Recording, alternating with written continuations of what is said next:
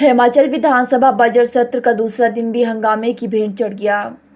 सदन की कार्यवाही शुरू होते ही मंगलवार को विपक्ष की ओर से प्रदेश में बंद किए गए संस्थानों को लेकर नियम 67 के तहत चर्चा का प्रस्ताव रखा। विधानसभा अध्यक्ष द्वारा हालांकि चर्चा की अनुमति दी गई। सुबह से आज इसको लेकर सत्ता पक्ष और विपक्ष के लेकर विधायकों ने चर्चा में हिस्सा लिया। विपक्ष ने जहां संस्थान बंद करने को लेकर सरकार को घेरने का प्रयास किया, वहीं सत्ता पक्ष के विधायकों द्वारा बिना बजट के इस संस्थानों को खोलने के आरोप लगाए। विपक्ष द्वारा सभी संस्थानों को दोबारा से खोलने की मांग की गई। नियम 67 के अंतर्गत बहुत ही जो ज्वलंत मुद्दा है वर्तमान सरकार के खिलाफ, वो हिमाचल प्रदेश में लगभग 900 से ऊपर संस्थान जो डिनोटिफाई कर दिए उनको बहाल करने का था। और उस विषय पर जब हमने विपक्ष की ओर से काम रोको प्रस्ताव नियम 67 के अंतर्गत दिया तो अध्यक्ष महोदय ने स्वीकार किया और उस पर चर्चा अभी चल रही थी।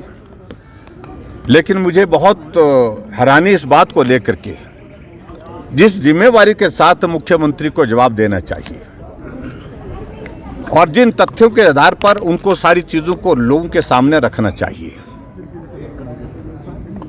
वो उस परिस्थिति में नहीं निर्णय ले लिया है। लेकिन अब असमंजस में है, संभाले कैसे, ये परिस्थिति उनके सामने हो गई है।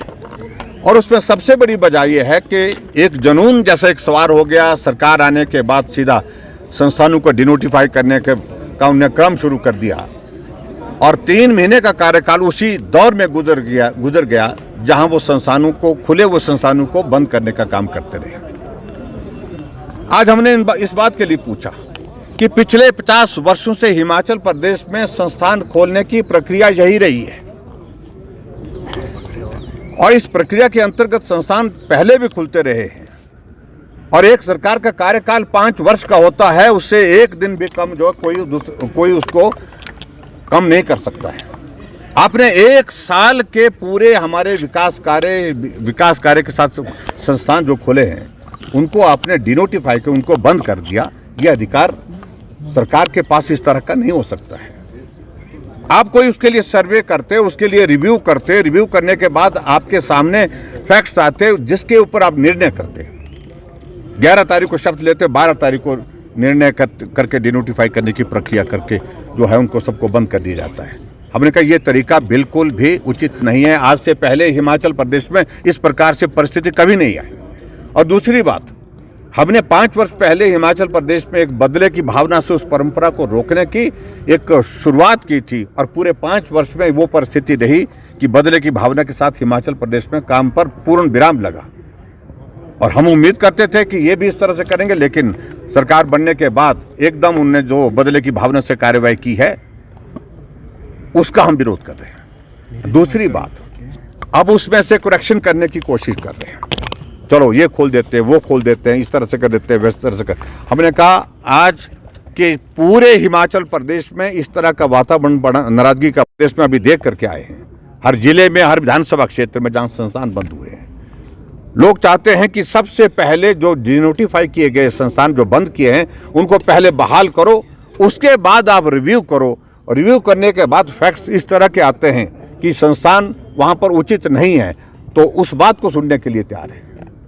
लेकिन आज भी हमने इसी बात के लिए आग्रह किया कि आप अनाउंस कर दीजिए, आप घोषणा करिए एक बात की, और वो घोषणा ये करिए कि संस्थान जितने भी डिनोटिफाई किए हैं हमने, उनका स्टेटस वैसे ही रहेगा जो इस कोड ऑफ कंडक्ट से पहले था, और उसके पश्चात हम रिव्यू करने के बाद फिर अगला निर्णय लेंगे। ये अगर कहते तो हम उनकी बात को मानने के लिए, सुनने के लिए तैयार थे, लेकिन उन्होंने नहीं माना।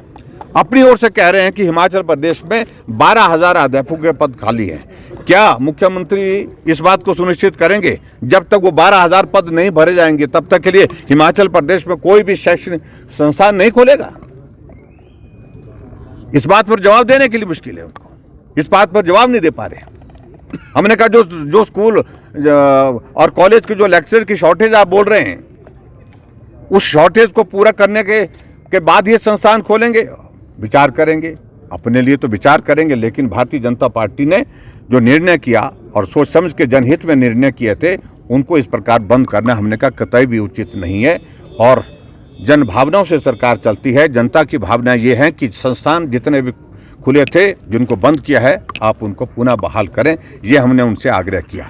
और जब मुख्यमंत्री जी का जवाब संतोषजनक नहीं लगा तो हम सदन से वॉकआउट करके बाहर आ गए। सर, मुख्यमंत्री ये कह रहे मान के चलिए ना, हमने मांग की, स्पीकर साहब ने अलाउ किया, उन्होंने गंभीरता को समझा होगा और मुख्यमंत्री जी ने भी इस बात को समझा होगा। इशू तो है, इस पर चर्चा करने के लिए उन्होंने कहा मुझे कोई आपत्ति नहीं है, चर्चा हुई, लेकिन जवाब जिस तरह से आना चाहिए था, जैसे हम बोल रहे हैं कि जन भावनाओं से चलती है सरकार, तो जन भावनाओं का सम्मान करने के लिए उनके पास एक ही रास्ता था, उनको यही करना चाहिए था कि हम बाद में डिनोटिफाई करने का सोचेंगे जो संस्थान नॉर्म्स के मुताबिक नहीं पाए जाएंगे, लेकिन पहले हम उनको रिस्टोर करते हैं और उसके बाद विचार करेंगे। सर, क्या लेकिन ये परंपरा गलत है?